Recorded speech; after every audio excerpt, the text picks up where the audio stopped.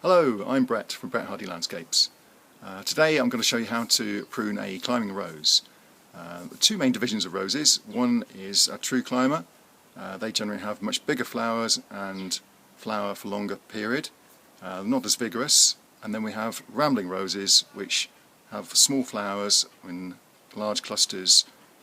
They flower for a short period. They're much more vigorous. The one we're going to be tackling today is a rambler. And this one in particular is actually a thornless variety, which makes life a lot easier.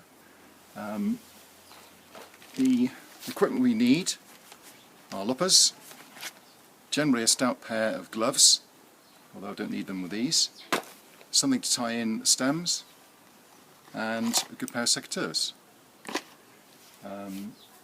The rose we're talking about here is a Rosa Banksia lutea. It has lovely yellow clusters of flowers in the spring, very early on, about April-May time. So I'm going to show you how to tackle it initially. You can see here that I've tackled the rose on the left hand side, and what I'm trying to do is create a framework of horizontal branches which not only looks nice, but it stresses the branches slightly and hopefully produces more flower. So the first thing we need to do is look at the plant, see if there's anything dead, diseased or dying, the 3 Ds. This one's quite a newly planted plant, and there aren't any branches that we need cutting out particularly. So what we're going to do now is just reduce the framework back and tie in anything that needs tying in.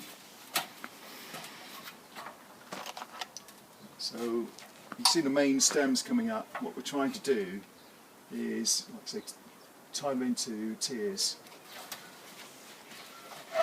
We have the main branches here and then the side shoots. What we're trying to do there is cut those back by about 2/3 to just above a healthy side shoot there. So we don't want it too long a stem sticking out, because that will just die back. So we do that all the way along that main stem.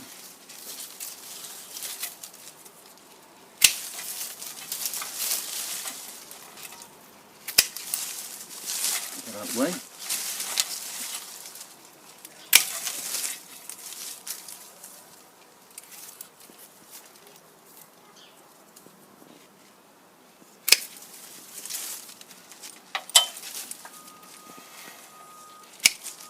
We're starting to clear away a lot of the growth now.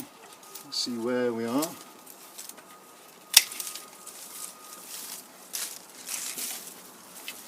Some of the longer stems, what we can do is train those up and create new branches higher up. Well, I've got quite a nice framework here already, so I think we've got enough on this particular occasion.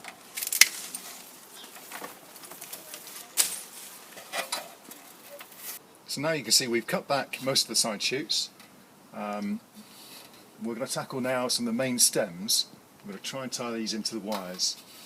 So I'll show you how to do that. So we need to select a vigorous stem. So we have the main stem here and here. So let's cut this out of the way a minute. Get to it. So I'm going to pull that on across.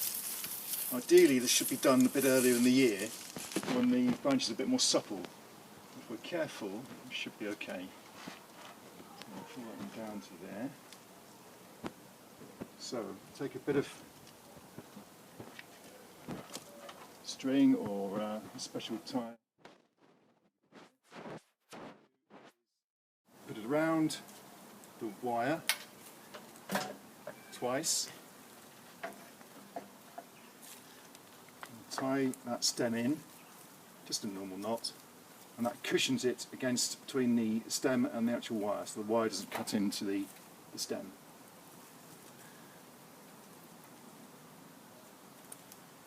And we just take off the excess, just tidy it up.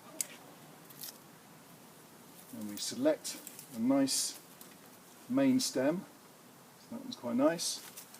So we'll trim back these side shoots Again, just an angle just above a nice bud, and the same on that one. Again, put the wire here. I'll move the ladder in a minute. What you shouldn't do is lean too far out from a ladder.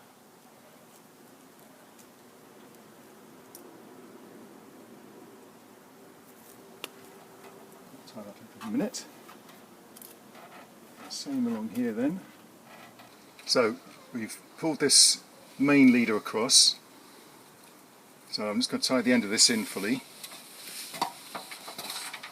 Before I do that, to make it easier, what we do is just trim the end of that leader off to encourage some side shoots on this main stem, and they're going to produce the flowers we want.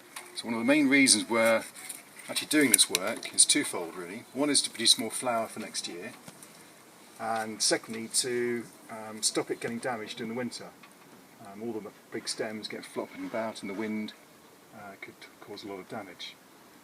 So it's final tie in. That's just curling over a little bit. Take that off. And there we have it. That section's all done. I'll carry on doing the rest. Hopefully that will give you some idea what needs to be done. Thank you very much.